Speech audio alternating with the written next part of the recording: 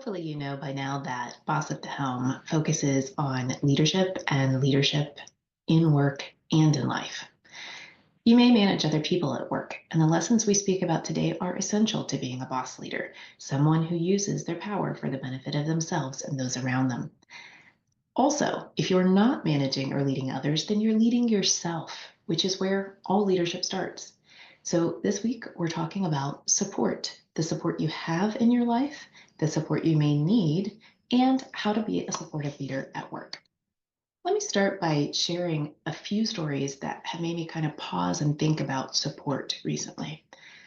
One is more on the personal level in life. I've noticed an increasing tendency of parents to overschedule their lives.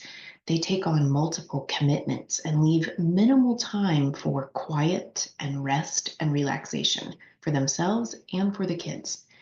They pile on work and elder care and pet care and child care and social engagements, and they're literally left with minimal time to sleep. And if they are sleeping, they're stressed out and worried and not getting quality sleep.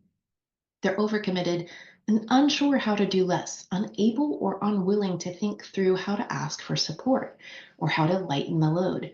Sometimes the simplest thing for any of us when we're looking at what kind of support we could get, when we can't imagine how we could make this any easier or better, is to sit down and talk about it with somebody else. Sometimes that will illuminate options that you just can't see because you're in the thick of it.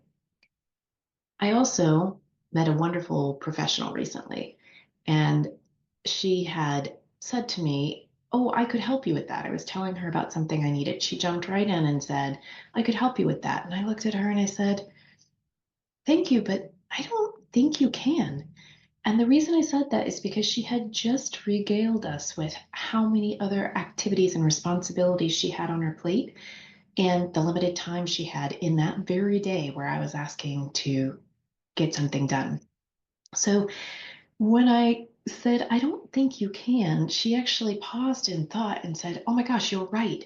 I'm supposed to practice saying no. I say yes to everything, and I'm working on changing that." So that's a form of support too, when you can gently suggest to somebody that maybe saying yes to you isn't the right thing and look for something or another way to get something done.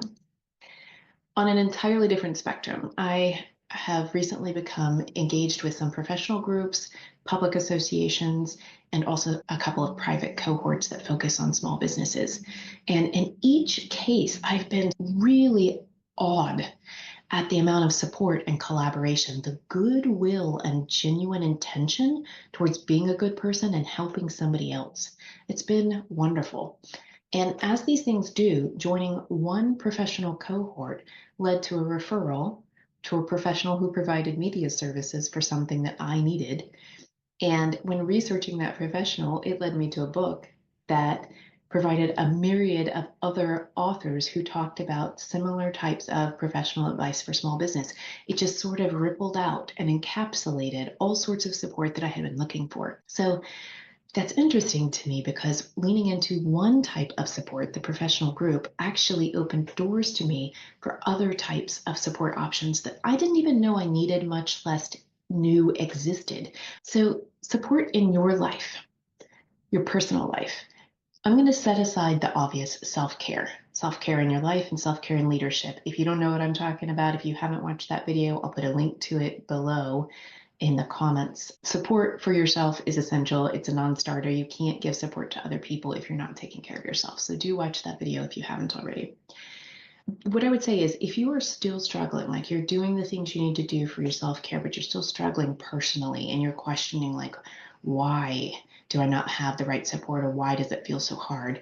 Then I would encourage you to take a look at your routines. What feels overtaxed or burdensome? What can you remove or release or maybe even replan? And if the mere thought of that seems, oh, impossible, there's nothing I could let go of. I have to manage all of this. It's essential. Then I want you to ask some more questions. Really spend some time digging into what makes you feel good? What are you getting? What is serving you by being so busy all of the time? Is it potentially an intentional distraction from pain or boredom or something you're dissatisfied in life? Is it a control mechanism where you just don't think you can allow other people or invite other people to help you because they won't do it the way you want?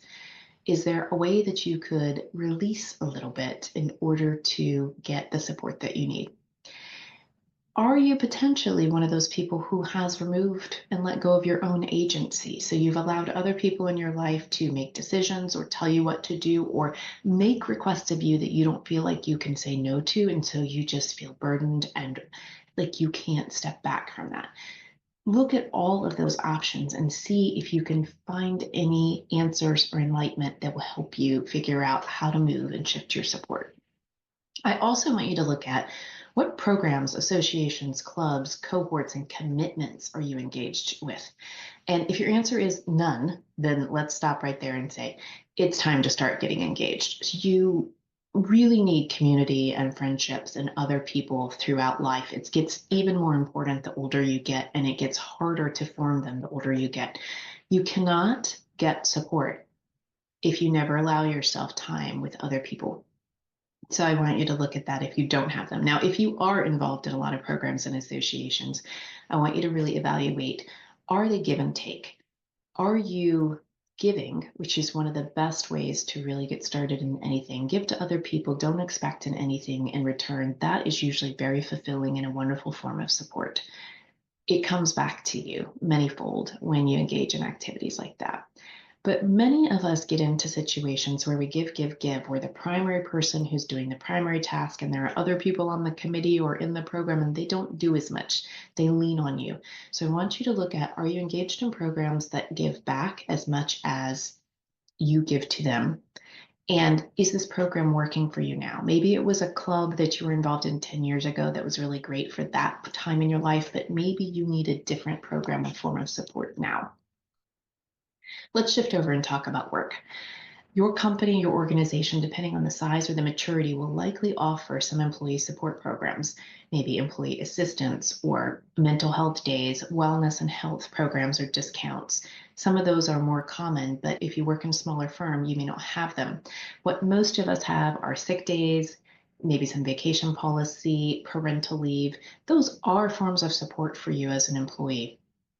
Other more subtle things that we tend to discount or not realize are actually forms of support are learning and development programs, budgets or funds to help you go to training and conferences for professional development. Something as simple as looking to see if you have a career path in your company that identifies the types of skills and experiences you need to have in order to progress. Those are all forms of support for you at work. The really important things that I want you to look at are what mentorship and coaching programs exist. If your company doesn't sponsor any, if they don't have any formal ones, it's something I really want you to lean into. You can have informal mentoring and coaching, and for you and your team, I highly encourage it. Find those relationships, go out and ask people if it doesn't exist as a formal program. That's important. It's important for you to develop your own leadership that way. And it's also important for the people on your team to have mentoring coaches. And then last but not least, for your own policies, the systems and frameworks that you put in place for your team, regardless of what your boss or your division or your company provides. Feedback loops, open door policy, where you really have fostered trust and created a sense where people can come and talk to you if they need to, as well as to your other managers who manage people. And then the number one thing is your check-ins, your one-on-ones. You should be having regular structured conversations about well-being, workload, and development.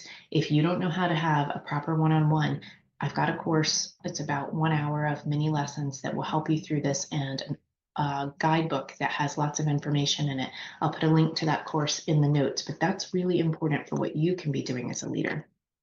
What else can you do to support your team? Give good instruction, set expectations, follow up, hold yourself accountable for what you've asked for, and hold your team members accountable for providing what you've asked for after you set clear expectations and instruction. Solicit feedback and act on it. Teams don't feel supported when they ask for help or they complain about something and they never see any interest from you or action from you towards resolution. Check in on how people are individually progressing and developing. Notice who's struggling or failing to meet their goals. Maybe you need to help them develop, get a coach, or set micro goals. Everybody works at different paces. They're at different experience levels. So you have to make sure that You're looking at the collective team progress as well as individual. That's a great form of support. And then a fun one, kind of hard to do sometimes, but go sit with them, do the work they do, try to work alongside your team and see what it's like. Sometimes it is eye-opening to see the things that they're doing in order to actually reach the results you've asked for. So check that out. Sometimes that can be a really interesting form of support and may lead you to helping them fix processes or get more resources or do things differently. Be willing to engage in uncomfortable conversations. That's your job as a leader, but sometimes we really try to push it to the side because having uncomfortable conversations is hard, but it's an important part of showing that you care. So being friendly, professional, that's great, but you need to really be able to show empathy. I read an article by Tracy Maurer. She's talking about the University of Vermont professor David Jones, who came up with 5 leadership styles, one of which is a supportive leader. And the key attributes of a supportive leader is being approachable and empathetic, really making people feel cared about, which creates trust. It's an important part of your arsenal for supporting your team. So evaluate the support you have, consider the support that you may need, and explore options for what other types of support is out there. And then look at that from not only your individual leadership level, but what your team needs. Consider how you might need to create your own support systems for them so that they are able to get the support they need and maybe that they don't even know they need. Until next time, be well. Join us here at Boss at the Helm for more on leadership mindset.